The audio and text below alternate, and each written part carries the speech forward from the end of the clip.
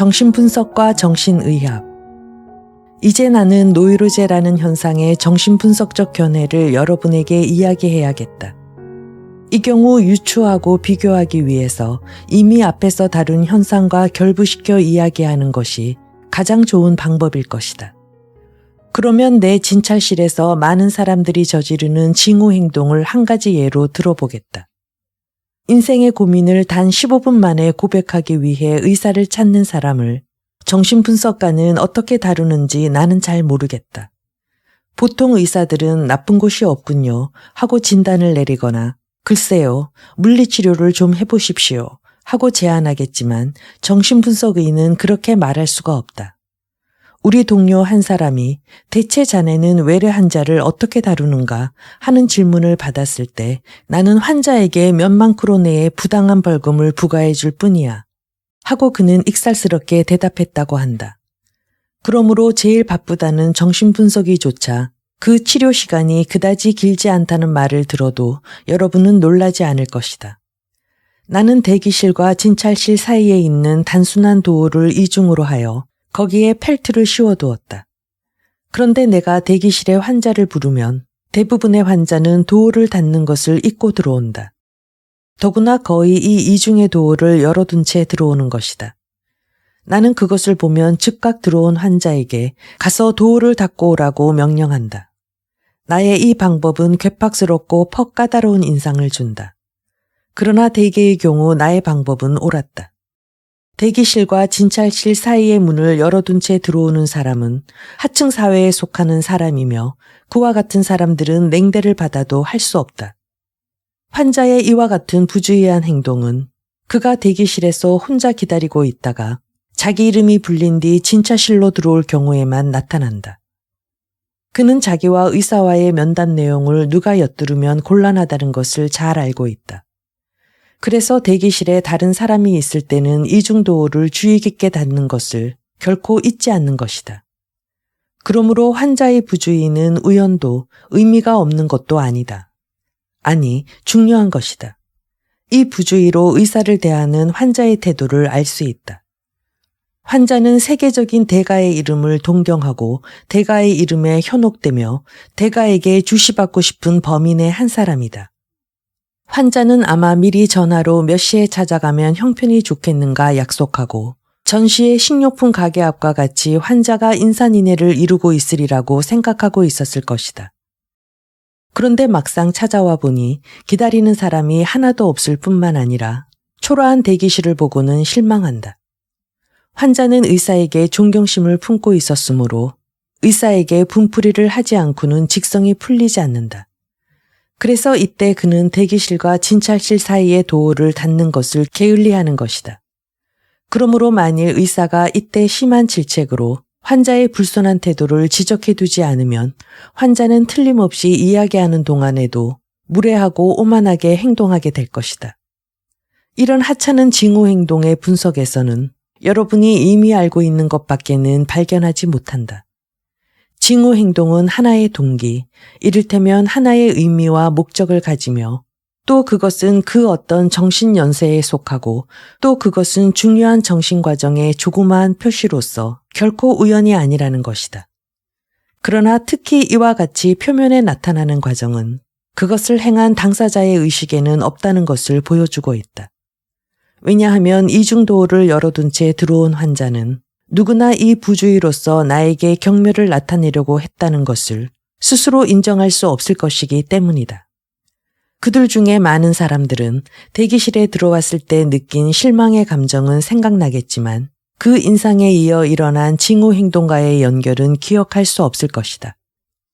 그런데 여기서 이 사소한 징후 행동의 분석을 환자의 관찰에 이용해 보겠다. 지금까지도 생생한 기억으로 남아있는 관찰을 하나 택했는데 그 이유는 이 실례를 비교적 짧게 묘사할 수 있기 때문이다.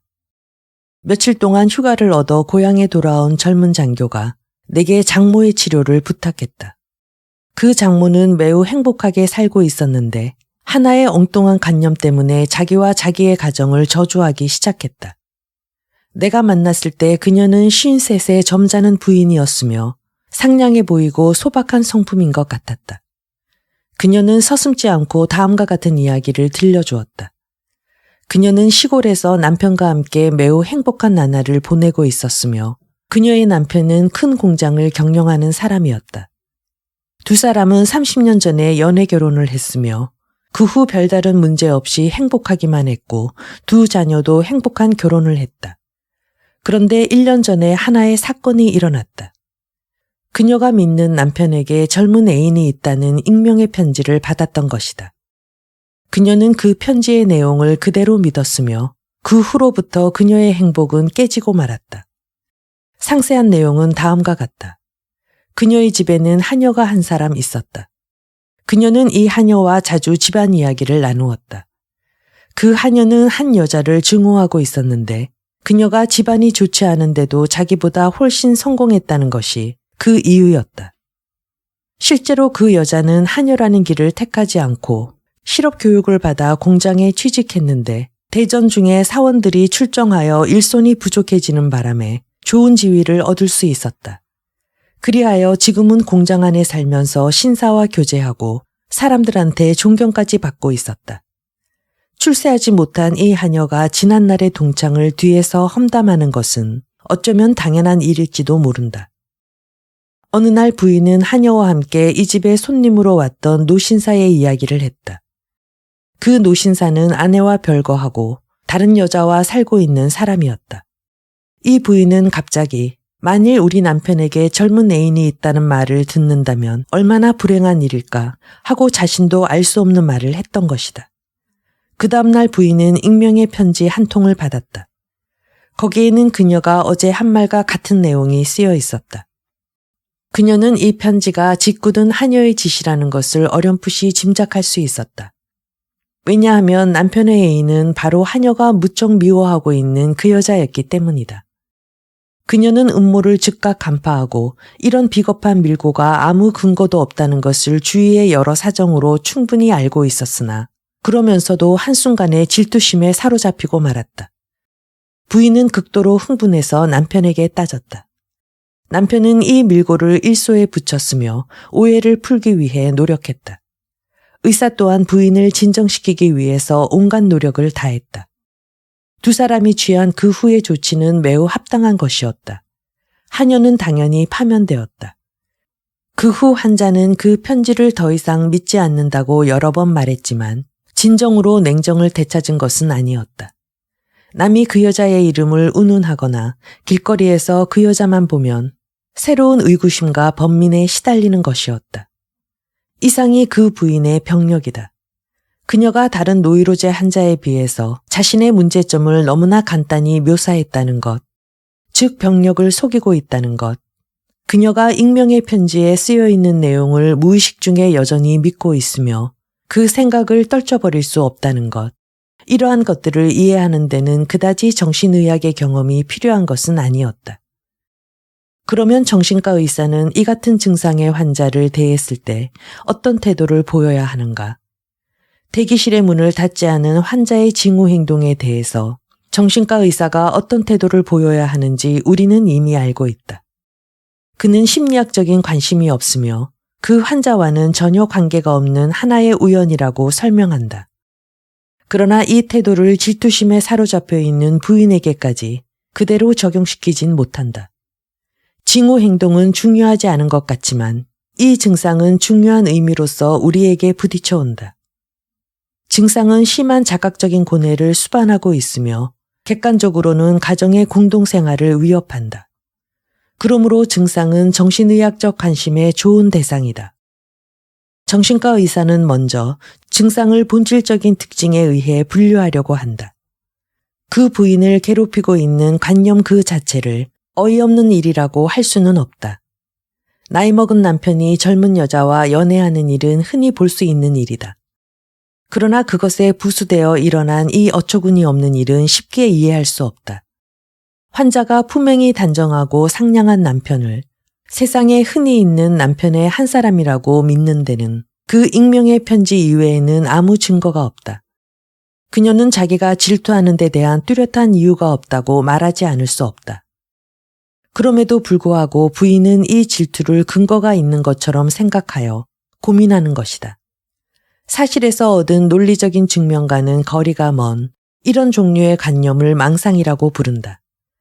그러므로 그 부인은 이 증상예의 근본적인 특징인 질투망상에 사로잡혀 있는 것이다. 먼저 이 점이 뚜렷해지면 정신의학의 관심은 더욱 커진다. 망상이 현실과의 관계가 결여되어 있다면 그 망상은 현실에서 만들어진 것이 아닐 것이다. 그렇다면 망상은 어디서 생겨났을까? 이럴 경우 정신과 의사는 부인의 가족 사항을 조사해보고 그녀의 가게에서 이와 비슷한 혹은 다른 정신질환자를 발견했다고 대답할 것이다. 다시 말해서 그 부인이 망상을 일으킨 것은 그녀가 그와 같은 망상에 사로잡힐 유전적인 소인이 있기 때문이라는 것이다. 확실히 그럴 수도 있겠지만 그럼에도 불구하고 우리가 알고 싶어 하는 것은 그것이 전부가 아니다. 그러면 정신분석은 이 이상의 것을 할 수 있는가? 정신분석은 확실히 할 수 있으며 더 상세한 이해를 가능케 한다는 것을 발견할 수 있음을 여러분에게 보여주고 싶다. 우선 여러분은 별로 두드러지지 않은 점, 즉 지금 망상의 토대가 되어 있는 그 익명의 편지는 바로 환자 자신이 선동해서 만들게 한 것이라는 점, 다시 말하면 그녀가 사건 전날 하녀에게 만일 우리 남편에게 젊은 애인이 있다는 말을 듣는다면 얼마나 불행한 일일까 하고 말한 사실에 주목해 주기 바란다.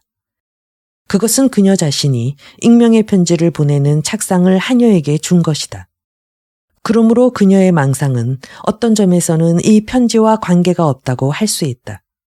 망상은 전부터 이미 기우로 또는 소망으로서 그녀의 마음속에 들어있었던 것이다.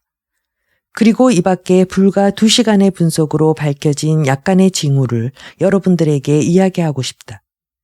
환자가 자기의 신상 이야기를 한 뒤에 내가 그 밖의 관념, 연상, 기억 등을 말해달라고 하자 그녀는 매우 냉담한 태도를 보였다.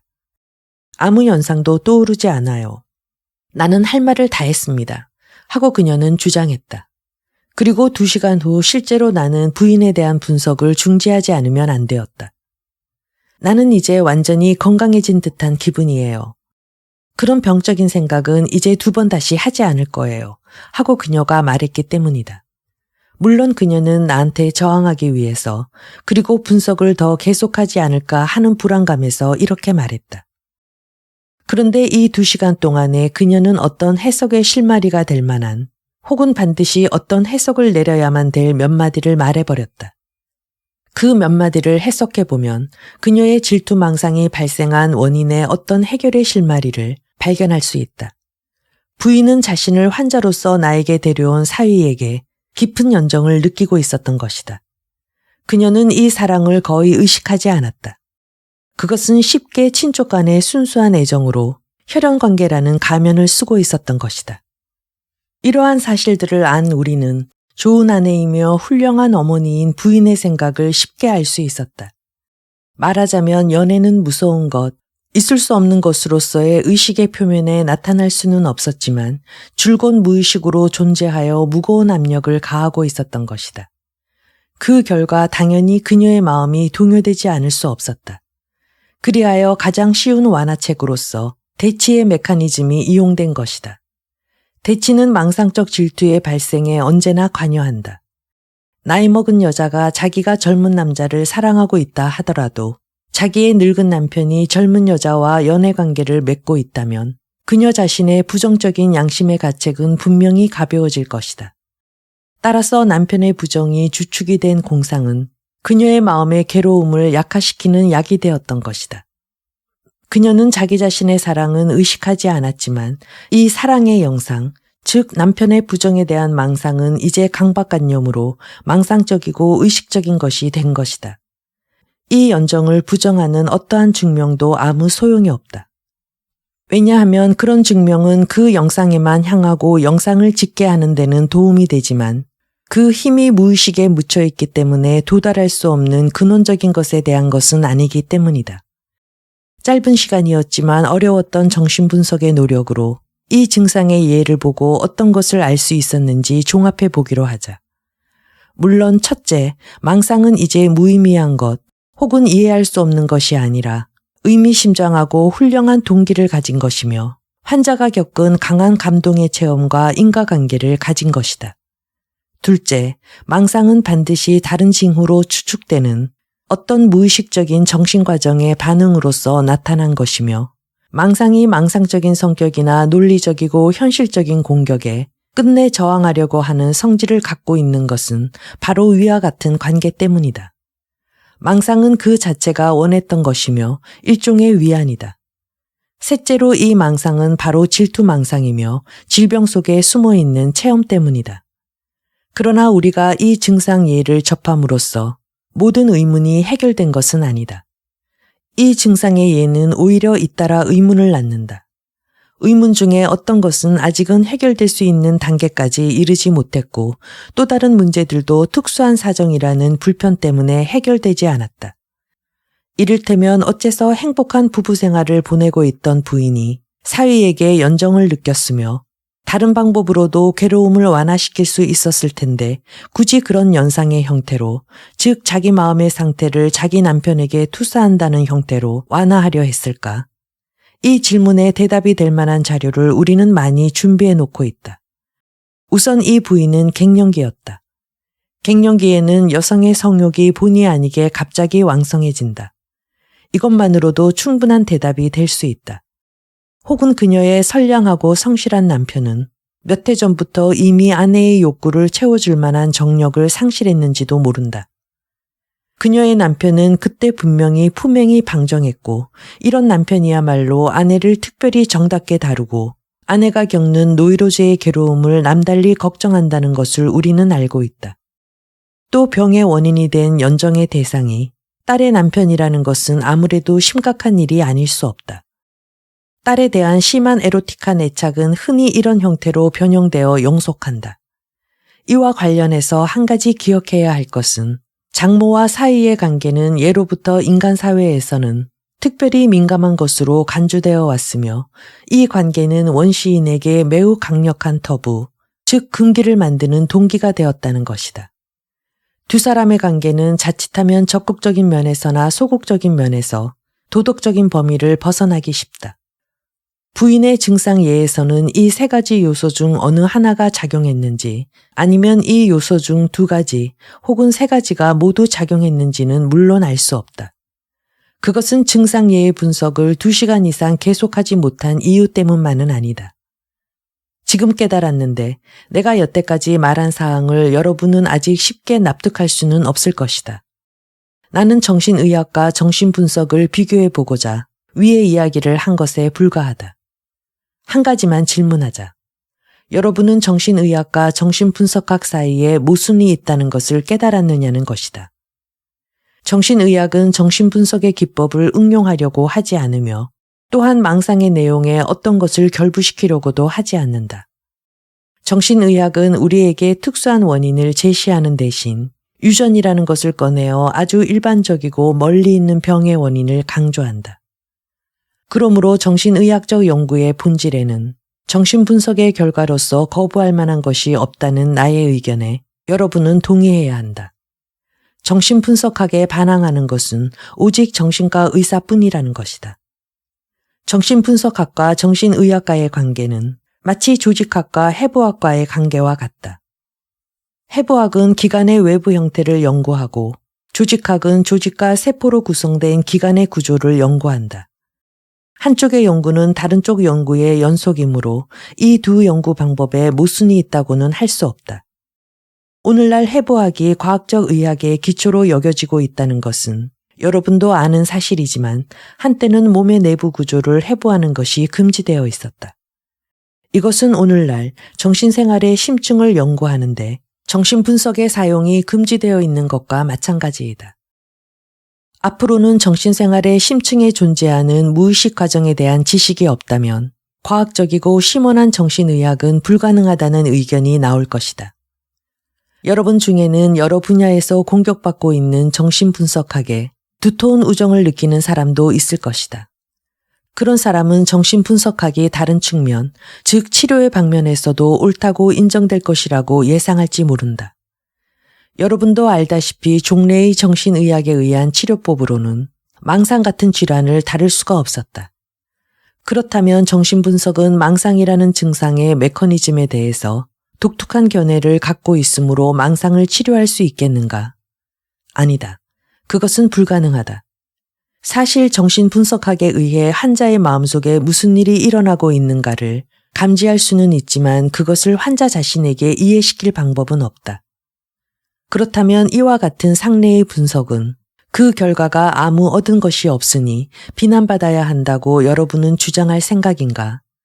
나는 그렇지 않으리라고 믿는다. 우리는 이해관계를 떠나서 학문을 연구할 권리와 의무가 있다. 언제 어디서인지 모르지만 지식의 한 조각 한 조각이 쌓여서 최후에는 하나의 힘, 즉 치료의 힘으로 바뀌는 시대가 올 것이다. 망상의 경우와 같이 정신분석이 다른 형태의 신경질환이나 정신질환에 아무 효과가 없음을 알았다. 망상의 경우와 같이 정신분석이 다른 형태의 신경질환이나 정신질환에 아무 효과가 없음을 알았다 하더라도 과학 연구에 둘도 없는 무기로서 그 정당성은 길이 보존될 것이다. 이 세상에는 여러 종류의 신경장애가 있는데 그 부문에 대한 지식이 깊어지면 그것은 치료의 힘으로 바뀔 수가 있다. 또 우리는 이렇듯 접근하기 어려운 병이 일정한 조건 하에서는 어떤 내과적 치료법으로도 얻을 수 없는 효과를 나타낼 수 있으리라고 확신하는 것이다. 증상의 의미. 지난번 강의에서 임상정신의학은 개개의 증상이 나타내는 형식과 그것이 가진 내용에는 거의 무관심하지만 정신분석학은 바로 이 점을 출발로 하여 증상은 의미심장하고 환자의 체험과도 관련이 있다는 정리를 제일 먼저 세웠다고 말했었다. 노이로제 증상이 뜻을 갖고 있다는 것은 생리학자이자 의사인 브로이어가 히스테리의 증상을 고치는 데 성공했을 때 비로소 발견된 것이다. 노이로제 증상은 잘못이나 꿈과 같이 뜻을 갖고 있으며 또 그 증상에 시달리는 사람의 생활과 관계가 있다. 그러면 이 중대한 견해를 두세 가지 실례를 들어서 여러분에게 상세히 설명해 주겠다. 그러나 어떤 경우에도 언제나 뜻을 가지고 있다는 것이 입증된다고는 주장할 수 없다. 그러나 나는 어떤 동기로 인해 히스테리에서 신뢰를 찾지 않고 히스테리와 매우 가까운 아주 주목할 만한 다른 노이로제를 예로 들겠다. 내가 지금 예로 든 노이로제는 강박 노이로제이다. 강박 노이로제는 잘 알려진 히스테리만큼 일반적인 것은 아니다. 이것은 집요하고 소란스러운 것이 아니라 오히려 환자의 사사로운 일 같은 형태를 가지며 그 모든 증상이 정신의 영역에서 만들어진다. 강박 노이로제와 히스테리는 그 연구 결과를 기초로 했을 때 정신분석이 구축되고 그 치료에 있어서도 정신분석 요법이 개가를 올린 노이로제 중에 두 가지 형태이다. 강박 노이로제는 정신분석의 노력으로 우리에게는 히스테리 증상보다 더 뚜렷하고 친근한 것이 되었다. 또 이것은 히스테리 환자의 어떤 극단적인 특징을 똑똑히 나타내고 있음을 알았다. 강박신경증은 다음과 같은 형태를 갖는다. 환자의 마음은 관심이 없는 생각들로 점유되어 있고 스스로 용납할 수 없는 충동에 의해 그대로 행동하지만 그 행동에서 기쁨을 느낄 수 없다. 그뿐만 아니라 그러한 행위를 그만둘 용기도 없는 것이다. 이 강박관념은 그 자체로는 무의미하고 환자 입장에서도 흥미없는 것이다. 환자는 자기의 의지와는 반대로 그것이 가장 중대한 인생 문제이기나 한 것처럼 생각하게 되고 고민한다. 환자가 마음속에 느끼는 충동 또한 철없고 어처구니 없다는 인상을 주지만 대개는 중범죄에 대한 유혹처럼 무서운 내용으로 점철되어 있으므로 환자는 그 생각을 자기는 짐작도 못할 일이라고 부정한다. 게다가 그 관념으로부터 달아나려고 애쓰며 혹시 그 관념을 실행에 옮기지 않을까 하여 자기의 자유를 억압하고 포기하고 제한하며 자기 몸을 지킨다. 그러나 그 충동은 한 번도 실행에 옮겨지지 않으므로 결과적으로 언제나 도피와 경계가 승리를 차지한다. 환자가 실제로 행하는 일, 이른바 강박행위는 전혀 해가 없는 아주 하찮은 것이며 대개 일상생활에서 하는 동작의 반복과 그 의례적인 수식에 불과하다. 그렇기 때문에 취침, 세면, 화장, 산책 같은 꼭 필요한 동작이 지루하고 몹시 힘든 과제처럼 생각된다. 이 병적인 관념과 충동과 행동이 강박노이로제의 각각의 형태나 증상 예의 경우 비율이 같은 것은 아니다. 오히려 보통 이들 요소의 어느 것인가가 그 병을 지배하며 그에 따라 이 병에 이름이 붙여진다. 그러나 그 모든 형태는 광기 어린 병이라는 공통점을 갖고 있다. 아무리 극단적인 정신병적 공상이라도 그와 같은 것을 만들지는 못한다고 나는 믿고 있다. 하지만 우리가 매일 눈앞에서 그런 광경을 볼 수 없다면 그것을 믿으려고 하지 않을 것이다. 강박노이로제의 경우 행동으로까지 발전되지 않는 것은 하나의 에너지에 의해서이다. 이 에너지에 대응할 만한 것이 정상적인 정신생활에는 없다. 하나의 어이없는 관념을 약화된 다른 관념으로 대체할 수 있고 하나의 조심이나 금지에서 다른 조심이나 금지로 옮길 수 있다. 다시 말해서 하나의 의례 대신 다른 의례를 할 수 있다는 것이다. 환자는 강박관념을 대체할 수는 있지만 결코 그것을 제거하지는 못한다. 모든 증상을 그 원래의 형태에서 멀리 떨어진 곳으로 대체할 수 있는 것은 실로 이 병의 중요한 특징이다. 또 정신생활을 일관하고 있는 여러 대립성이 이 상태에서 특히 뚜렷이 나타난다. 다시 말해 양성과 음성의 내용을 가진 강박관념과 함께 지적인 면에서도 의혹을 일으켜 이 의혹은 점차로 확고한 생각으로까지 좀먹어 들어간다. 그리하여 마침내 모든 것은 더욱 결단력이 없어지고 무기력해지며 스스로를 구속하고 만다. 그러나 강박노이로제 환자는 원래 매우 정력적인 성품을 가졌거나 남달리 완고하고 일반적인 평균치보다 지적이다. 그들은 대개 뛰어나게 높은 도덕적인 수준에 도달해 있으며 양심적이고 매우 단정하다. 성격상의 특징과 병의 증상이 이처럼 모순되기 짝이 없는 가운데 양자와의 올바른 관련을 발견하려면 열심히 연구해야 한다. 아마 여러분은 우리가 지난번에 했던 토론을 생각하고 현대의 정신의학이 강박노이로제에 대해 어떤 태도를 취하고 있는지 알고 싶을 것이다. 그런데 그것은 정신의학의 빈약한 한 부분이다. 정신의학은 여러 가지 강박관념에 이름을 붙였을 뿐 그 이상은 아무 말도 하지 않고 그 대신 그런 증상을 가진 사람을 변질자라고 강조한다. 이 말은 그다지 만족할 만한 설명이 아니고 실제로 변질자란 하나의 가치 판단이며 판결인 것이다. 우리는 그런 증상을 나타내는 사람은 태어날 때부터 일반 사람들과 좀 다를 것이라고 믿고 있다. 이와 같은 사람은 다른 노이로제 환자, 히스테리라든가 정신병 환자 이상으로 변질자인가 하고 반문하고 싶다. 강박노이로제의 특질을 묘사한다는 것은 극히 일반적이다. 사회에 뛰어난 공적을 남긴 이름 있는 사람들에게서도 이런 증상이 나타난다는 것을 안다면 이런 특징으로 규정해버리는 것은 정당하지 않다. 그 사람의 사생활에 대해서 우리는 거의 아는 바가 없지만 그 중에는 에밀 졸라 같은 진리의 광신자도 있다. 우리는 졸라가 한평생 많은 기괴한 강박병 때문에 괴로워했다는 말을 들은 적이 있을 것이다. 정신의학은 이런 사람을 우수변질자라고 불러서 도피구를 만들었다. 그러나 정신분석에 의해서 우리는 이 기괴한 강박 증상을 다른 병과 같이 또 변질적이 아닌 사람과 마찬가지로 영구히 제거할 수 있다는 것을 경험했다. 그럼 지금부터 강박 증상의 분석의 예를 두 가지 들어보겠다. 이와 같은 신뢰를 다루다 보면 지나치게 넓은 범위까지 확대되는 경우가 있기 때문에 제한을 두어야 할 필요가 있다. 환자는 30세쯤 된 부인인데 매우 완고한 강박관념 증세에 괴로워하고 있었다. 부인은 하루에 몇 번이나 다음과 같은 기괴한 강박 행위를 했다.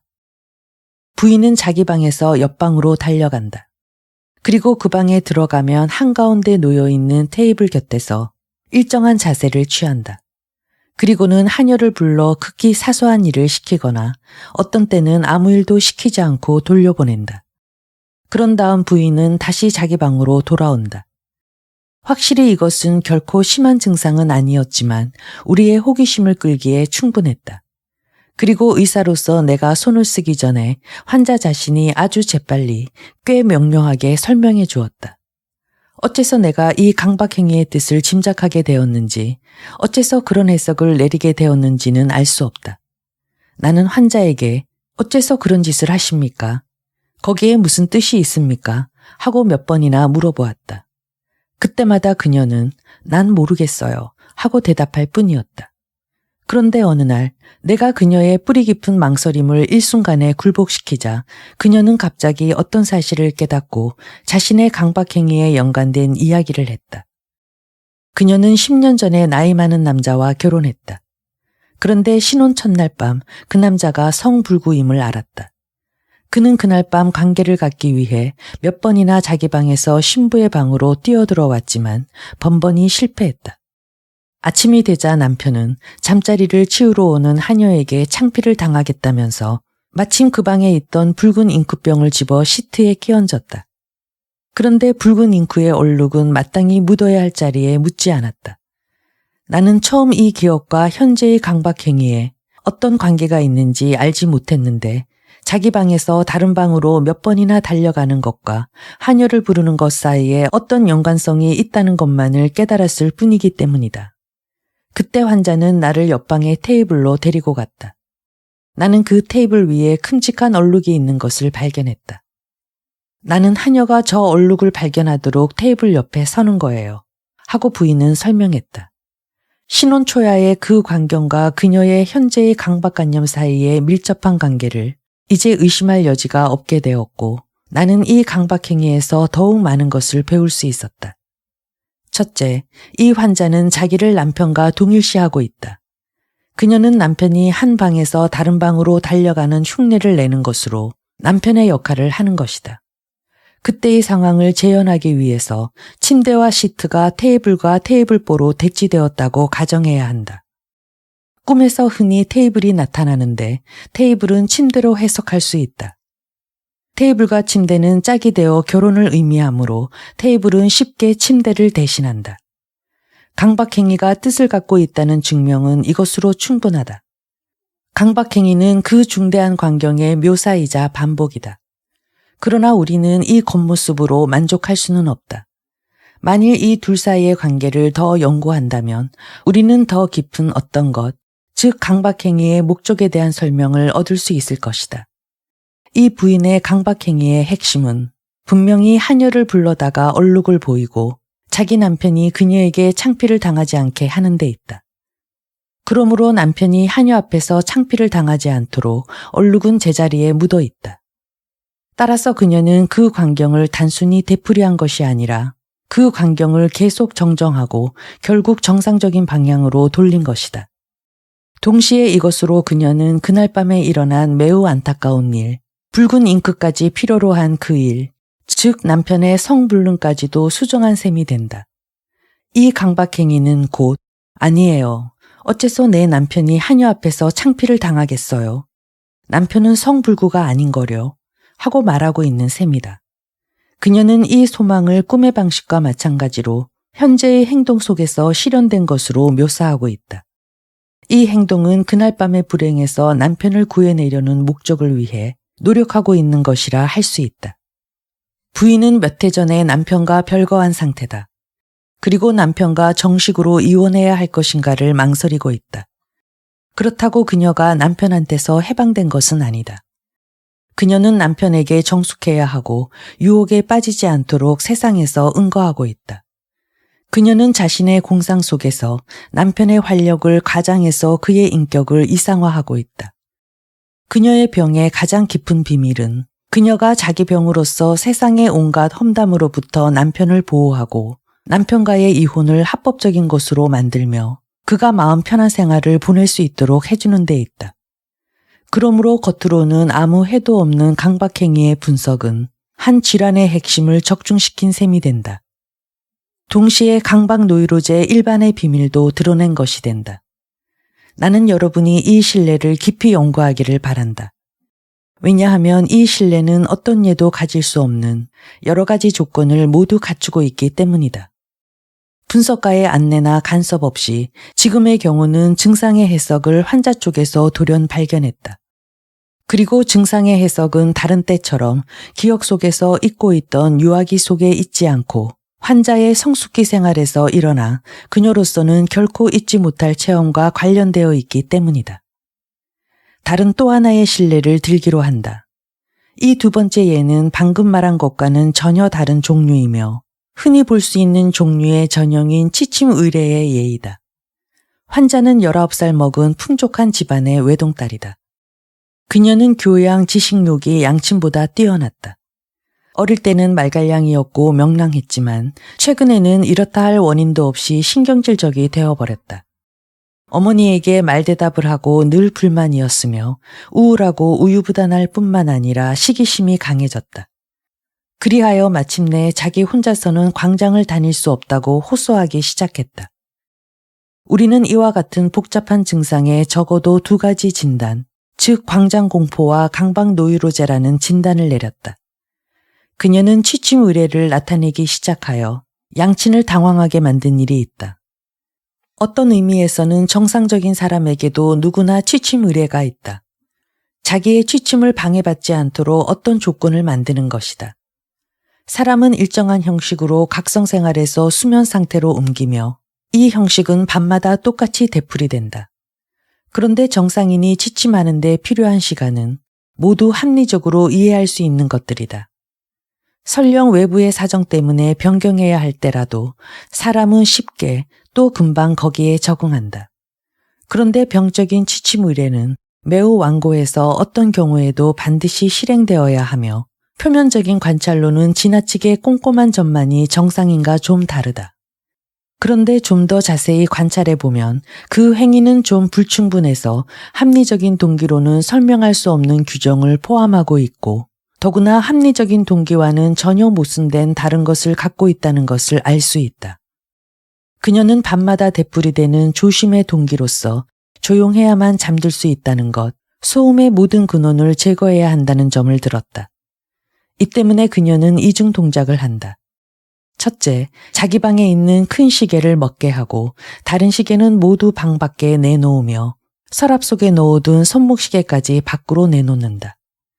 둘째, 화분이나 꽃병이 밤중에 쓰러지거나 부서져서 잠이 깨지 않도록 그것을 책상 위에 조심스레 늘어놓는다.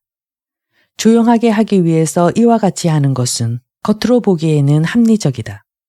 그러나 손목시계는 머리맡 책상 위에 두어도 아무런 소리도 나지 않는다.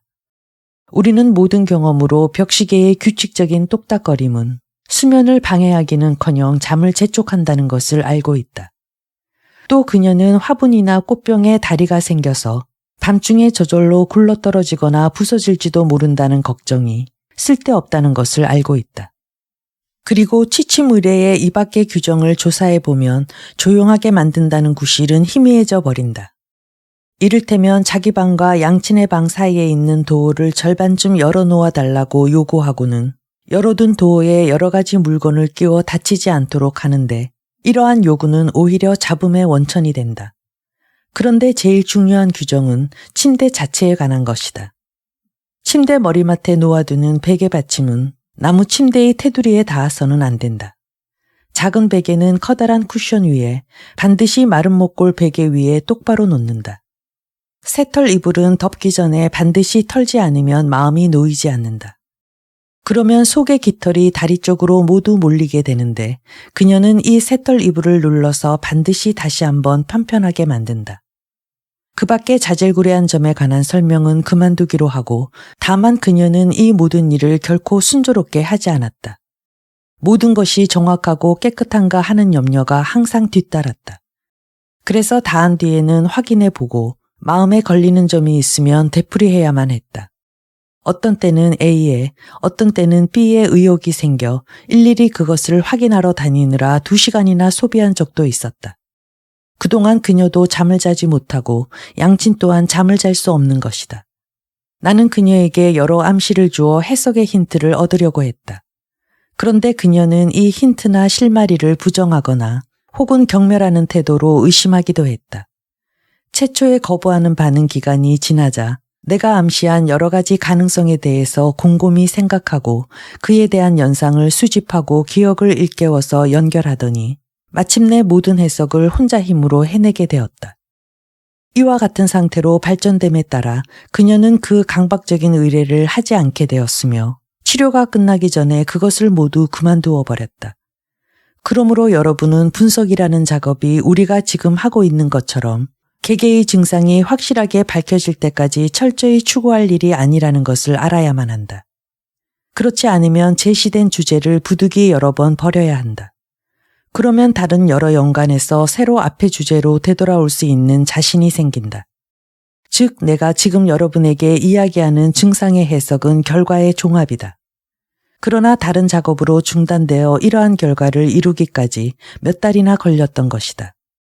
이 환자는 시계가 그 장치상 여성 성기의 상징이며 그 때문에 모든 침실에서 추방했다는 것을 차츰 깨닫게 되었다.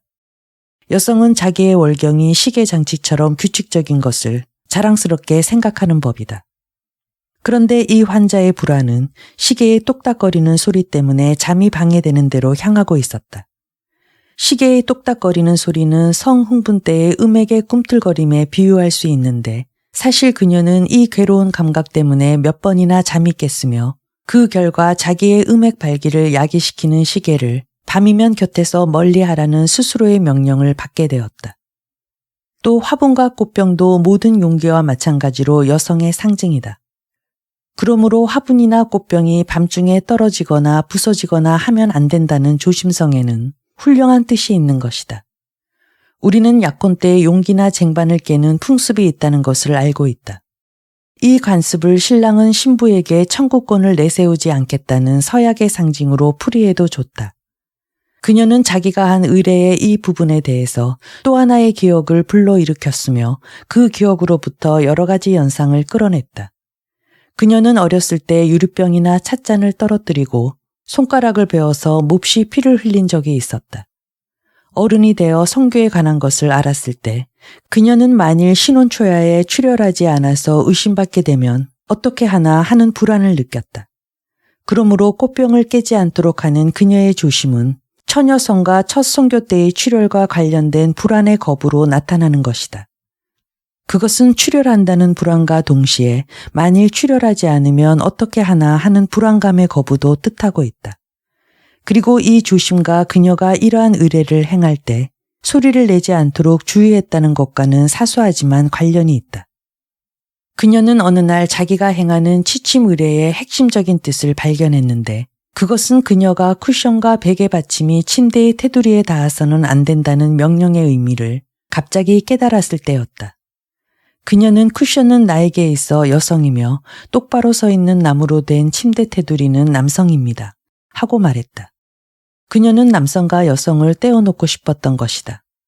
다시 말해서 양친을 떼어놓으려 한 것이다. 그녀는 어렸을 때 의례를 하지 않고 좀 더 직접적인 행동으로 이와 똑같은 목적을 달성하려고 했다. 그녀는 무섭다는 구실로 양친의 침실과 자기 침실 사이의 도어를 열어놓도록 했다. 그리하여 그녀는 양친의 동정을 엿들을 수 있었는데 어떤 때는 엿들으려다가 몇 달 동안 불면증에 걸리기도 했다. 이와 같이 양친을 방해하는 것에만 만족하지 않고 가끔 양친의 침대로 가서 두 사람 사이에 끼어 자기도 했다. 그 결과 실제로 쿠션과 침대 테두리는 접촉할 수 없었다. 그러다가 그녀가 성장하자 이제는 양친의 침대에서 편히 잘 수 없게 되었다. 그래서 그녀는 불안하다는 이유로 모친과 자는 장소를 바꿔 아버지 옆에서 자게 되었다. 이 상황은 확실히 여러 가지 공상의 출발점이 되었다. 그 공상의 결과는 이 의례 속에서 발견할 수 있다. 쿠션이 여성이었는데 새털 이불을 흔들어서 속의 털을 모두 아래로 모아 불룩하게 만드는 것도 하나의 의미를 갖고 있다. 이것은 여성을 임신시킨다는 뜻이다. 그런데 그녀는 이 임신의 상징인 불룩해진 것을 도로 표건했다. 그것은 곧 양친의 성교 결과 임신이 되어 자기의 경쟁자가 태어나지 않을까 하는 공포 때문이다. 한편 큰 쿠션이 여성, 즉 어머니라면 작은 베개는 딸을 표시한 것이다. 왜 이 작은 베개를 밑받친 쿠션 위에 마른 목골로 놓고 다시 자기의 머리를 정확히 이 마른 목골의 중앙선에 얹지 않으면 안 되는가? 이 경우 그녀 자신은 남성, 즉 아버지의 역할을 하여 자기의 머리로서 음경을 대용하고 있었던 것이다. 처녀가 그런 망측한 생각을 하다니 하고 여러분은 말할 것이다. 나는 이것을 인정하지만 여러분은 내가 이와 같은 생각을 꾸민 것이 아니라 사실을 폭로했다는 것을 잊지 말아주기 바란다. 이와 같은 지침 의뢰는 어디로 보나 기괴하다. 그리고 여러분은 공상과 이 의뢰의 일치를 간과해서는 안 된다. 그러나 나에게 더 중요한 것은 다음과 같은 것이다. 의뢰 속에는 단지 하나의 공상이 침전된 것이 아니라 어느 한 점과 연결되어 있는 몇 개의 공상이 침전되어 있다는 점을 주목해야 한다. 또 하나는 의뢰의 명령은 성적 소망을 어떤 때는 적극적으로, 어떤 때는 소극적으로 반영하고 일부는 그 소망의 대리가 되고 일부는 방위가 되어 있다는 점이다. 만일 여러분이 환자의 이 의뢰와 다른 증상을 옳게 결부시킨다면 이 의뢰의 습관에서 많은 것을 배울 수 있을 것이다. 그러나 이것은 지금 우리의 목적이 아니다. 그러므로 여러분은 이 처녀가 아버지에게 성적 애착을 품고 있었다는 것과 그 애착은 유아기 초기에 시작되었다는 것만으로 만족해 주기 바란다. 노이로제 증상의 뜻과 목적을 규명하는 일이 많아지면 많아질수록 우리는 그것을 당연하게 생각할 수 있을 것이다. 요컨대 나는 두 가지 예로서 노이로제 증상은 잘못이나 꿈과 같이 어떤 뜻을 갖고 있다는 것과 그 증상은 환자의 체온과 밀접한 관계가 있다는 것을 여러분에게 보여준 것이다. 이 두 가지 예에서 끌어낸 이 중대한 명제를 여러분이 금방 믿을 것이라고 생각하지는 않는다. 또 여러분이 충분히 납득이 갈 때까지 여러 가지 많은 예를 이야기해달라고 나한테 요구할 수도 없을 것이다. 만일 내가 개개의 증상 예에 관한 치료를 자세히 말하게 되면 노이로제론의 여러 점을 해결하는 데만도 한 주에 5시간을 강의해야만 하기 때문이다. 그러므로 내 주장의 증거로서 위의 두 예를 드는데 그치기로 한다. 테이블 옆에 서서 한여를 부르는 그 여환자의 강박행위는 정형적인 증상이라고 불러야 한다. 그리고 이 정형적인 증상은 대개의 경우 모두 같으며 개인차 또한 거의 없다. 그렇기 때문에 증상을 환자의 개인적인 체험과 연결하거나 개인이 체험한 사례에 관련시키는 것은 어려운 일이다. 다시 강박 노이로제를 살펴보자. 두 번째 예의 여환자가 한 치침 의뢰에는 역사적 해석을 할 수 있을 만큼 개인적인 특질을 가지고 있으면서도 한편으로는 정형적인 증상도 많이 나타나 있다. 이와 같은 강박 노이로제 환자에게는 반복해서 하는 경향, 동작을 부드럽게 하는 경향, 하나의 동작을 분리해서 하는 경향 등이 있다. 그들의 대부분은 손을 너무 자주 씻는다.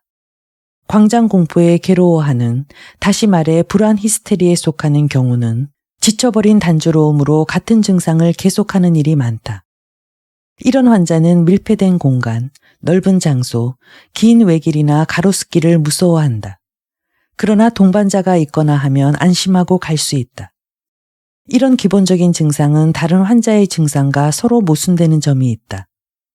어떤 환자는 좁은 길만 무서워하지만 어떤 환자는 넓은 길만 무서워한다. 또 어떤 환자는 인적이 드문 길만 걸을 수 있지만 어떤 환자는 복잡한 길밖에 걷지 못한다. 이와 마찬가지로 히스테리라도 많은 개인적인 특징 외에 유래를 쉽게 알 수 없는 공통의 정형적인 증상이 많이 있다. 그리고 우리가 진단의 방침을 세울 수 있는 것은 이와 같은 정형적인 증상에 의한다는 것이다. 그런데 히스테리의 한 증상에 있어서 하나의 정형적인 증상을 일종의 체험이나 혹은 그와 비슷한 체험의 연쇄에 결부시켰다고 하자. 예를 들어 히스테리성 구토를 구토하게 만드는 여러 인상탓으로 돌렸다고 하자. 그런데 히스테리성이 아닌 구토의 증상 예를 분석한 결과 생각했던 것과는 전혀 다른 종류의 체험을 발견했을 때 우리는 당황한다. 그러나 곧 이 히스테리 환자는 어떤 뚜렷하지 않은 이유로 구토를 한다는 것과 분석으로 한 어떤 역사적인 유인은 기회에 있을 때마다 내부의 요구에 이용된 구실에 불과하다는 것을 알 수 있다. 이상의 이야기에서 과연 개인적인 노이로제 증상은 환자의 체온과의 관계에서 설명할 수 있지만 정신분석의 기법은 그 증상의 예로 훨씬 자주 나타나는 정형적인 증상을 설명하는 데는 아무 소용이 없다는 결론에 도달하게 된다. 나는 지금까지 얻은 것을 토대로 아직도 알려지지 않은 것을 하나씩 밝혀내고자 한다. 그러므로 정형적인 증상과 개인적인 증상 사이의 근본적인 차이를 결국 인정할 수 없는 것이다. 개인적인 증상이 분명히 환자의 체험과 관계가 있다면 정형적인 증상은 그 자체가 정형적인 모든 인간에게 공통되어 있는 어떤 경험 탓으로 돌릴 수 있을는지도 모른다. 노이로제에서 언제나 볼 수 있는 특징, 강박 노이로제 환자의 반복과 회의는 병적 변화라는 일반적인 반응인지도 모른다. 그렇다고 절망할 이유는 없다. 이제부터 앞으로 일어날 일을 보기로 하자. 우리는 꿈의 이론에서도 이와 비슷한 곤란에 직면한 적이 있었는데 그에 대해서는 아직까지 설명하지 못했다. 꿈의 현재 내용은 매우 다양하며 개인차가 크다. 그리고 우리는 분석에 의해 꿈의 현재 내용에서 얻은 것을 여러분에게 자세히 이야기했다. 그런데 이 밖에 정형적이라고 불러도 좋은 누구에게나 똑같은 모습으로 나타나는 꿈이 있다. 어떤 꿈의 내용은 언제나 같은 형태를 갖고 있으며 그 해석에도 똑같은 곤란이 따른다. 그것은 추락하는 꿈, 날고 있는 꿈, 떠 있는 꿈, 헤엄치는 꿈, 방해받는 꿈, 발가벗은 꿈 등으로 일종의 악몽이다. 이와 같은 꿈들은 개인에 따라 다른 해석이 내려지고 있지만 어째서 이런 꿈들은 모두 같으며 또 왜 정형적으로 나타나는지는 설명할 수 없다. 그런데 우리는 이러한 꿈에서도 어떤 공통적인 토대가 개인마다 다른 어떤 부감을 때문에 수식된다는 것을 관찰하고 있다. 외상해의 고착. 지난번에는 우리가 발견한 결과와 결부시켜 두 가지 전형적인 예의 분석에서 끌어낸 가장 흥미있는 두 가지 결론에 대해서 아직 토의하지 않았다. 첫째, 두 여환자는 마치 그녀들의 과거의 한 부분에 고착되어 거기서 벗어날 수 있는 길을 모르기 때문에 현재와 미래가 단절되어 있는 듯한 인상을 준다. 그들은 중세의 수도사들이 수도원에 운둔하여 거기서 고뇌에 찬 인생의 운명을 참아냈듯이 그녀들은 자기의 병 속에 숨어 살고 있다고 할 수 있다. 첫 번째 여환자의 경우 그녀에게 이 고착이라는 운명을 준 것은 현실적으로 이미 단념해버린 결혼이었다. 그녀는 자기의 증상을 통해서 남편과의 관계를 계속하고 있는 것이다. 우리는 그 증상 속에서 남편을 위해 변호하고 용서하며 존경하고 또한 남편의 불행을 안타까워하는 소리를 들을 수 있었다. 그녀는 아직 젊고 다른 남자를 끌 매력이 있음에도 불구하고 정절을 지키기 위해 현실적으로나 공상적으로나 조심을 게을리하지 않았다.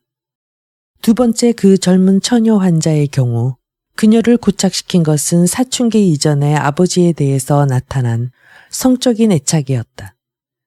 그녀는 나는 이렇게 병들어 있는 한 결혼할 수 없다고 스스로 결론지었다. 그녀는 결혼을 하지 않고 부친 곁에 있고 싶어서 그런 병에 걸린 것이다.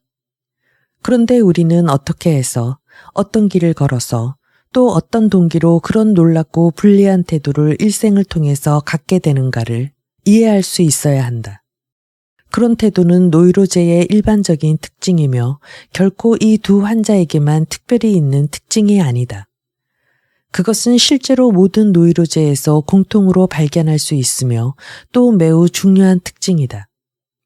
우리는 분석을 통해서 어느 환자나 증상과 그 증상의 결과에 의해 과거의 어떤 시기로 되돌아가 있는 것을 알았다. 많은 증상에 의해서 환자는 초기의 인생 단계, 즉 소아기나 심하면 유아기에까지 고착되어 있었다. 전쟁에서 특별히 잘 생기는 병, 이른바 외상성 노이로제는 우리가 지금 취급한 노이로제 환자의 경우와 매우 비슷하다. 외상성 노이로제는 물론 전쟁 전에도 열차 충돌 사고 후라든가 그 밖에 생명을 위협받는 무서운 사건 뒤에 일어났다. 이것은 근본적으로는 우리가 분석을 시도하고 치료하려 하고 있는 노이로제와 같지 않다. 우리는 외상성 노이로제를 정신분석의 견지에서 설명하는데 아직 성공하지 못했지만 어떤 점이 우리의 견해로는 모자라는가를 나중에 여러분에게 밝힐 수 있을 것이다. 그러나 어느 한 점에서 양자는 완전히 일치한다고 강조할 수 있다. 외상성 노이로제에서는 외상을 일으킨 사고의 순간에 대한 고착이 분명히 그 병의 바탕을 이루고 있다. 환자는 꿈속에서 반드시 외상의 상황을 되풀이한다. 반면에 히스테리성 발작의 경우 그 발작은 그 외상의 상황을 재현한 것이다. 환자는 외상의 상황을 적절히 처리할 능력이 없기 때문에 아직 극복되지 않은 긴박한 작업으로서 눈앞에 가로놓여 있는 것처럼 보인다. 우리는 진심으로 이렇게 생각하고 있다. 또 그것은 우리가 정신과정의 경제적인 견해라고 부르는 것에 대한 길을 제시해 준다. 외상적이라는 표현은 이와 같은 경제적인 의미를 가지는 것이다. 짧은 시간에 정신생활의 자극이 극도로 증가하여 이 자극을 정상적인 방법으로 처리하고 극복할 수 없어 에너지 활동에 생기는 장애를 우리는 외상적이라고 부른다. 이 유추로 앞에서 말한 노이로제 환자가 고착되어 있는 것처럼 여겨지는 체험 역시 외상적이라고 이름 지어도 괜찮을 것 같은 생각이 든다. 이렇게 하면 노이로제 질환이라는 병의 단순한 조건이 한 가지 주어질 것이다. 노이로제는 외상적인 병과 비유할 수 있고 또 심한 감정과 함께 체험을 처리할 수 없기 때문에 발생한 것일 것이다. 첫 번째 환자, 즉 남편과 별거하고 있는 젊은 부인의 증상 예는 이 견해를 훌륭하게 입증해준다. 부인은 결혼 생활의 파탄을 견뎌내지 못하고 줄곧 이 외상에 매달려 있다. 그런데 두 번째의 예, 즉 아버지에게 고착한 그 딸의 예에서는 이 공식이 충분하지 않음을 알 수 있다. 어린 딸이 이와 같이 아버지에게 반하는 것은 보통 일어날 수 있는 일이고 또 흔히 극복되기 때문이다. 한편 환자의 병력을 보면 이 최초의 성적인 고착은 처음에는 외관상 아무렇지도 않으나 몇 해가 지나서 비로소 강박 노이로제의 증상이 되어 재발한다는 것을 알게 된다. 그러므로 우리는 노이로제가 되는 조건이 복잡하며 또 그 조건은 다양하다고 예상한다. 그러나 외상설은 어떤 다른 관점에 끼워 맞춰지는 것이며 또 포함되어 버리는 것임에 틀림없으므로 우리는 이를 잘못되었다고 단정해 버릴 수 없다. 또한 노이로제에는 이와 같은 고착이 포함되어 있지만 고착이 있다고 해서 반드시 노이로제가 된다고는 할 수 없다. 과거 어떤 일에 대한 감정적인 고착의 전형은 슬픔이다. 슬픔에 빠지면 현재와 미래에서 완전히 격리된 상태에 있는 것이다. 그러나 아마추어의 판단으로도 슬픔과 노이로제는 명확히 구별된다. 우리는 첫 번째 예의 부인 환자에 대해서 그녀가 얼마나 무의미한 강박행위를 했는가, 그리고 숨겨진 인생의 추억이 그 강박행위와 얼마나 밀접한 관계가 있는가를 살펴보았다. 다음에 우리는 강박행위와 기억 사이의 관계를 연구하여 기억과 행위와의 관계에서 강박행위의 목적을 추측했다. 그런데 특히 주목할 만한 한 가지 요소가 있다. 이 부인 환자는 강박행위를 계속하고 있는 동안에는 그 행위가 그 체험과 결부된다는 사실을 깨닫지 못했다. 양자 사이의 관련은 그녀에게 감추어져 있어서 자기가 어떤 충동으로 이런 강박행위를 하고 있는지 모른다고 솔직히 대답해야만 했다. 그러다가 치료작용으로 벼랑간 그녀는 양자 사이의 관련을 발견하고 보고할 수 있게 되었다. 그러나 환자는 자기가 그 강박행위를 하고 있는 목적, 즉 과거의 안타까운 사건을 수정하고 사랑하는 남편을 높이 평가하려는 목적에 대해서는 여전히 알지 못했다. 이러한 동기가 강박행위의 원동력이었다는 사실을 깨닫고 내게 고백하기까지는 상당한 시일과 많은 노고가 필요했다.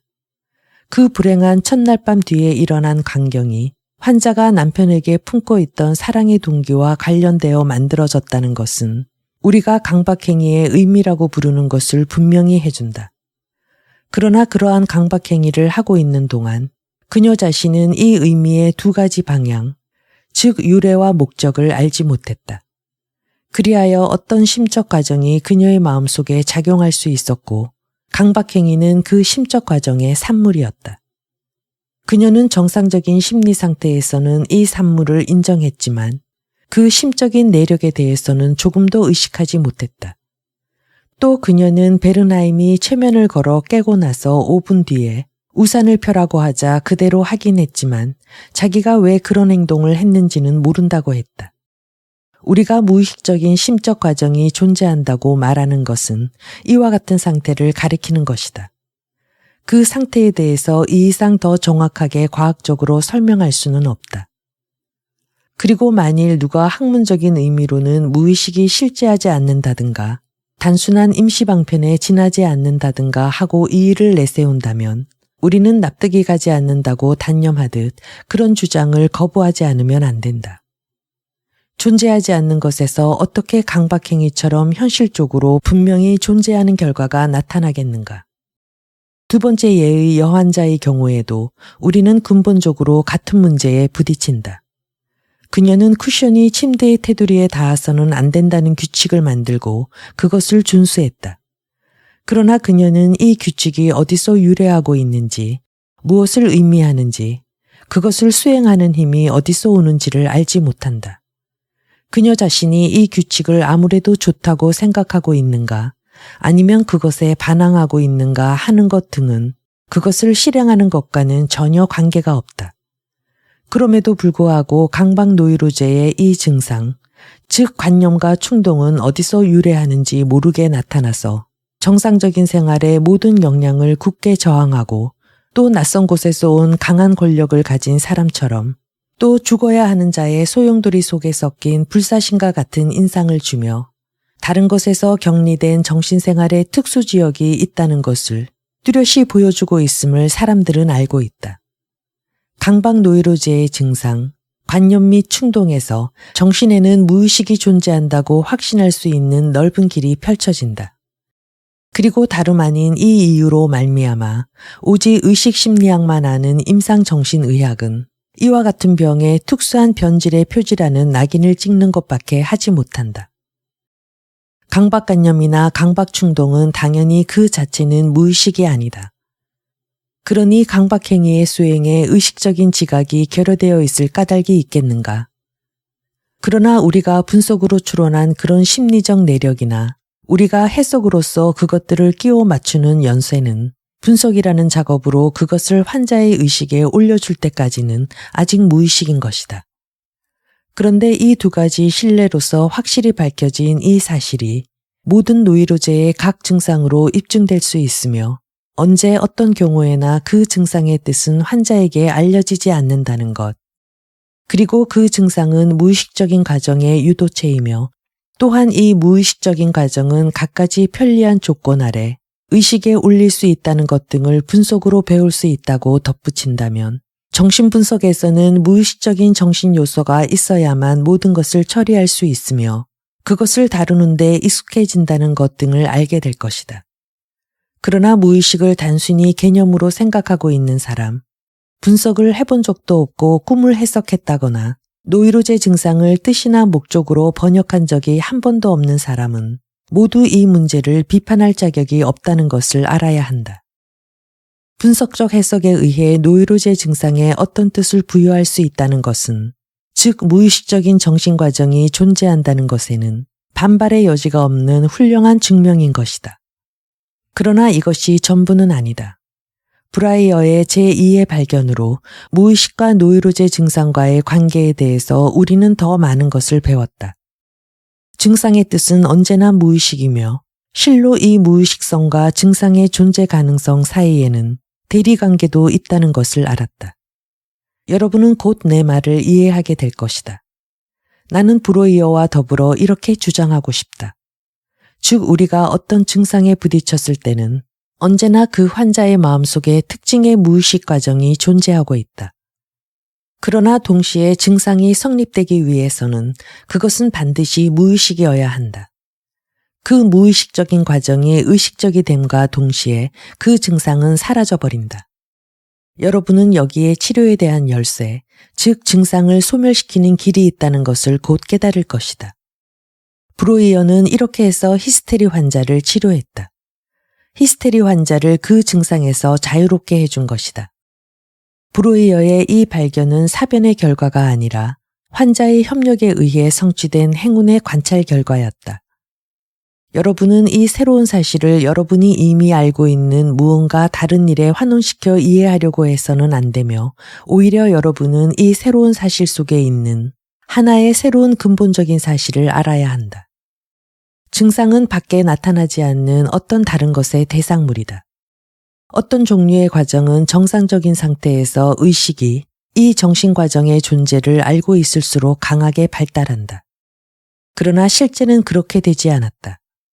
그 대신 방해되고 저지되고 무의식에 머물러 있어야만 했던 과정에서 증상이 나타난 것이다. 그리하여 교환이라는 것이 일어났다. 만일 이 과정을 거슬러 올라가는데 성공한다면 노이로제 증상의 치료는 그 임무를 다한 것이 된다. 브로이어의 발견은 오늘날에도 정신분석요법의 바탕이 되고 있다. 증상의 무의식적인 조건이 의식화되면 증상이 사라진다는 명제는 시험해 보면 가장 터무니없고 놀라운 복잡성을 띠지만 그 후에 강범위한 연구로 실증되었다. 정신분석요법은 무의식을 의식으로 바꿈으로써 그 효과를 발휘하고 이 변화를 수행할 수 있을 때에만 이 치료법은 유효한 것이다. 그런데 이 치료 과정이 경시되는 경향이 종종 있다. 그것은 노이로제가 어떤 종류의 무지의 결과, 즉 사람이 당연히 알아야 할 정신과정을 모르기 때문에 생긴 결과였다. 이 사고방식은 소크라테스의 설과 아주 비슷하다. 소크라테스의 말에 의하면 악덕도 무지의 결과에서 온다는 것이다. 그런데 분석에 숙련된 의사가 환자 개개인의 마음에 어떤 심적인 움직임이 무의식적인 형태로 머물러 있는가를 추측하는 것은 쉬운 일이다. 그러므로 환자가 알고 있는 것을 고백하게 하여 그 자신의 무지에서 환자를 자유롭게 해주는 것은 의사로서는 용이한 일이다. 이 방법에 의해서 무의식적 의미가 있는 증상의 한 부분이 쉽게 해결된다. 그러나 증상과 환자의 과거의 체험이 어떻게 관련이 있는가에 대해서는 실제로 의사는 많은 것을 추측할 수 없다. 의사는 환자가 자기 체험을 이야기할 때까지 기다리고 있을 수밖에 없다. 그러나 동시에 그 체험 대신 그것에 대한 대용물을 발견하는 경우도 있는데 그것은 환자의 가족에게 환자의 체험을 물어보는 것이다. 흔히 가족들은 환자의 체험 중 외상적으로 작용한 것을 분별할 수 있을 것이고 또 아주 어릴 때 일어났기 때문에 환자가 모르는 체험까지도 이야기할 수 있는 입장에 있는 것이다. 그러므로 이 두 가지 방법을 종합하면 환자의 병인이 된 무지를 단시간에 제거할 가능성도 있다. 그런데 여기서 나는 처음에 생각지도 않았던 것을 깨달았다. 지식이라 해도 언제나 같지는 않다. 심리학적으로는 같은 가치를 가지고 있는 것이 아닌 여러 종류의 지식이 있다. 같은 듯해도 갖가지로 다르다라고 몰리에르도 말하고 있다. 의사의 지식은 환자의 지식과 같지 않으며 같은 작용을 발휘할 수도 없다. 의사가 말로써 자기 지식을 환자에게 전해줘도 그런 지식은 전혀 효과가 없다. 그것은 증상을 제거하는 작용은 갖고 있지 않지만 다른 작용, 즉 분석을 진행하는 작용을 갖고 있다. 그때 환자는 자기가 지금까지 의식하지 못했던 것, 곧 자기 증상의 의미를 알게 된다. 그러나 그는 그 증상이 갖는 의미를 전과 같은 정도로만 알 뿐이다. 이렇게 하여 우리는 무지의 종류도 몇 가지 있다는 사실을 알았다. 여러분에게 그 차이가 어디에 있는가를 설명하려면 우리의 심리학적 지식을 깊게 만들어야 한다. 그러나 증상의 의미를 아는 동시에 증상은 없어진다라는 명제는 옳다. 다만 이 지식은 환자의 내부 변화에 입각해야 한다는 것이 필수 조건이며 이 내부의 변화는 일정한 목적을 가진 심적 작업에 의해서만 일어나는 것이다. 여기서 우리는 이제 곧 증상 형성의 역학이라는 개념에 총괄되는 여러 가지 문제에 직면한 셈이 된다. 내가 몇 번이나 앞의 말을 취소하고 한정하며 사고의 흐름을 끼워 맞추기도 하고 도중에 잘라버림으로써 여러분의 머리를 혼란시켰다면 참으로 미안한 일이다. 그러나 진리를 희생하면서까지 이 일을 단순화하는 것은 바람직한 일이 아니다. 설령 여러분이 대상이 여러 가지로 서로 얽혀 있다는 인상을 받았더라도 나로서는 괜찮다. 그리고 여러분의 소화 능력 이상으로 많은 이야기를 했다 하더라도 별로 해가 되지는 않을 줄 안다. 그러나 나는 청강자 여러분과 독자 여러분이 내가 한 이야기를 머릿속에서 정리, 생략하고 간결하게 만들어서 기억해 두고 싶은 것만 발췌하리라 생각한다. 우리의 앞으로의 노력은 다음 두 가지 방향으로 향하고 있다는 것을 여러분도 알 수 있을 것이다. 첫째, 왜 인간은 병에 걸리는가? 다시 말해서 왜 노이로제라는 생활 태도를 취하게 되는가 하는 것인데 이것은 임상의 문제이다. 둘째, 노이로제라는 조건에서 어떻게 증상이 발전하는가 하는 것 역시 정신역학의 문제이다. 이 두 문제는 마땅히 어디에선가 서로 만나야 하는 점이 있어야 할 것이다. 여기서 나는 여러분의 주의를 그 두 가지 증상 예의 분석에 관한 다른 특징인 기억의 결손, 즉 건망증에 돌리고 싶다. 이미 말한 대로 정신분석요법의 사명은 모든 병의 원료인 무의식으로 바꾸는 일이라고 공식으로 요약될 수 있다. 그런데 이 공식이 다른 공식으로 대치될 수 있다는 것은 놀라운 일이다. 그것은 환자의 기억의 결손을 메워 그의 건망증을 제거한다는 공식이다. 그러나 결국 노이로제 증상의 발생에 중요한 관계를 갖고 있는 것은 노이로제 환자의 건망증이다. 그러나 여러분이 그 첫 번째 예의 증상 분석을 고찰한다면 건망증을 이렇게 평가하는 것이 옳지 않다는 것을 깨달을 것이다. 그 부인 환자는 자기의 강박행위와 관련되어 있는 그 광경을 잊어버리기는커녕 생생하게 기억하고 있었다. 두 번째의 예, 강박 의례를 행한 처녀의 경우는 첫 번째의 예에 비하면 사태가 그다지 뚜렷하지 않지만 대개는 비슷하다. 그녀 또한 어렸을 때 한 행위인 양친과 자기 침실 사이의 도어를 굳이 열어놓으려고 했던 사실과 자기가 어머니를 아버지 곁에서 쫓아낸 사실을 결코 잊어버리지 않고 있었다. 이 점에 대해서 주목할 만한 것은 첫 번째 예의 부인 환자이다. 그녀는 그 강박행위를 몇백 번이나 되풀이해 왔으면서도 단 한 번도 그 강박행위가 신현초야의 나중의 체험과 비슷하다는 것을 깨닫지 못했고 또 강박행위의 동기를 연구하기 위해서 그녀에게 직접 질문했을 때도 이 회상은 단 한 번도 떠오르지 않았다. 같은 일이 의례뿐만 아니라 그 의례를 행하는 동기까지 밤마다 똑같았던 그 처녀에게도 적용된다. 두 사람의 경우 본래의 의미의 건망증, 즉 기억의 탈락은 없었지만 기억의 재생, 기억의 상기를 가져다주는 연결이 끊어져 있다. 강박 노이로제의 경우는 이런 종류의 기억 장애로 충분하지만 히스테리의 경우에는 그렇지가 못하다.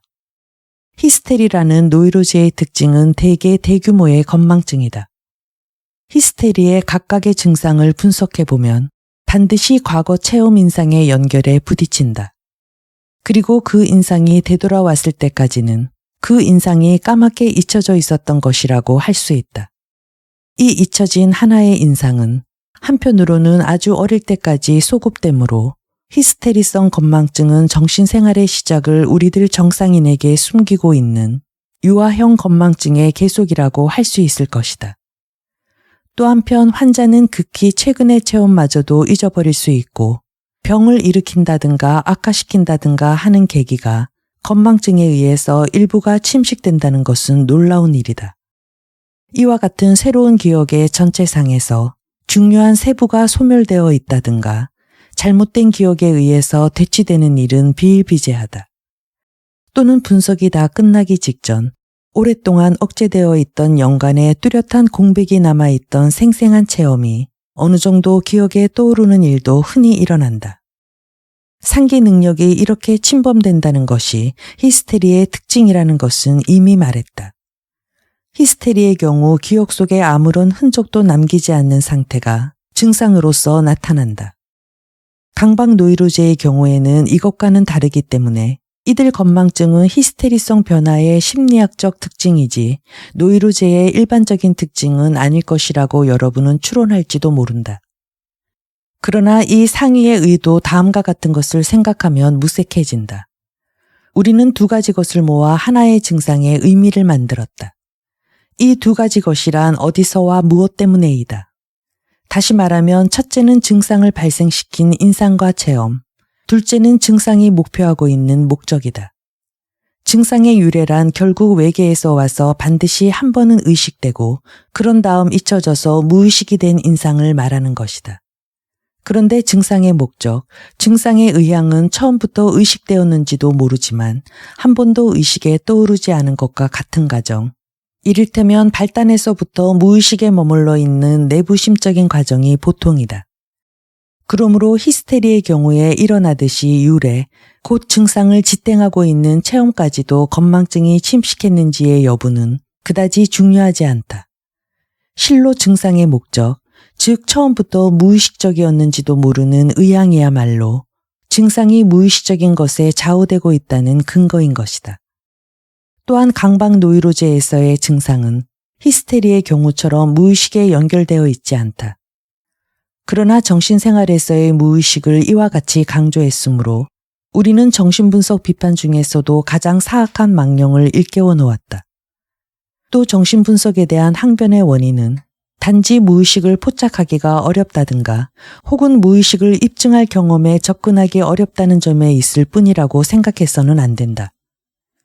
그 이유는 항변의 소리는 더 깊은 곳에서 오기 때문이다. 인간은 그 역사의 과정에서 과학 때문에 2번 그 소박한 자기애의 모욕을 당했다. 최초의 모욕은 지구는 우주의 중심이 아니라 그 크기를 상상할 수 없을 만큼 큰 우주계의 아주 작은 한 조각에 지나지 않는다는 사실을 알았을 때였다.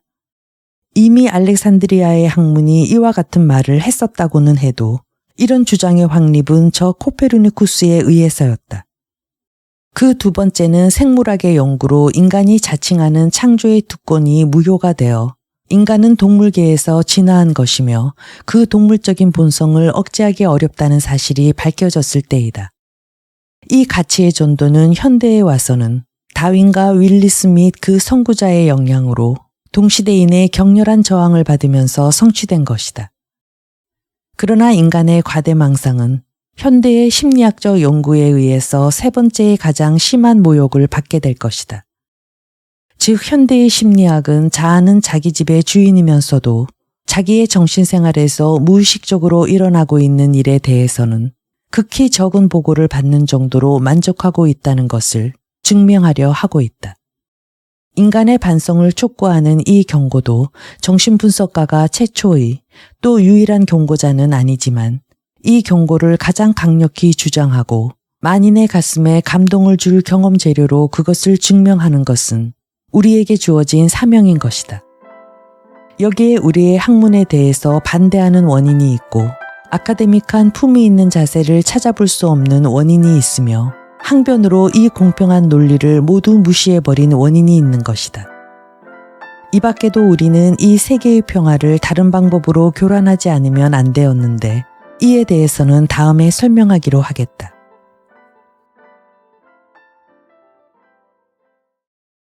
정신분석 입문 3파트 중 꿈에서는 3개의 강의를 선택해 낭독했고 노이로제의 일반 이론에서는 내용의 연관성 때문에 순서대로 주르륵 3편을 읽었는데요.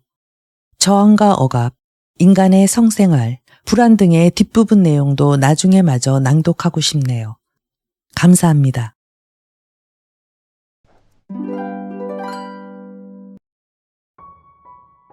프로이트의 위대한 반대자 칼 융. 스위스의 심리학자이자 정신과 의사 칼 융은 지그문트 프로이트와 함께 심리학 정신분석학의 큰 줄기를 만든 학자입니다. 그는 프로이트의 수제자라 불릴 정도로 많은 영향을 받았고 프로이트는 제2인자로 융을 아들처럼 아끼고 늘 옆에 데리고 다녔다고 합니다. 하지만 2사람은 견해 차이로 결별하게 되죠. 융을 어떻게 해서든지 자신의 파트너로 삼고 싶었던 프로이트는 융과 이론차를 줄여보려고 노력했습니다. 프로이트는 정신의 발달 과정에서 성의 역할을 중요시했지만 융은 그의 이론에 동조하지 않았죠. 융은 오로지 성만으로 인간 정신을 해명한다는 것이 불합리하게 여겨졌습니다. 그리하여 칼 융은 집단 무의식, 컴플렉스, 그림자, 페르소나 등의 개념을 도입하여 자신만의 독자적인 이론을 창시해냈습니다. 융의 집단 무의식 개념은 현대 철학이나 인류학에 상당한 영향을 끼쳤고 그의 이론은 예술의 영감을 부여했으며 영성주의에도 많은 영향을 미쳤습니다.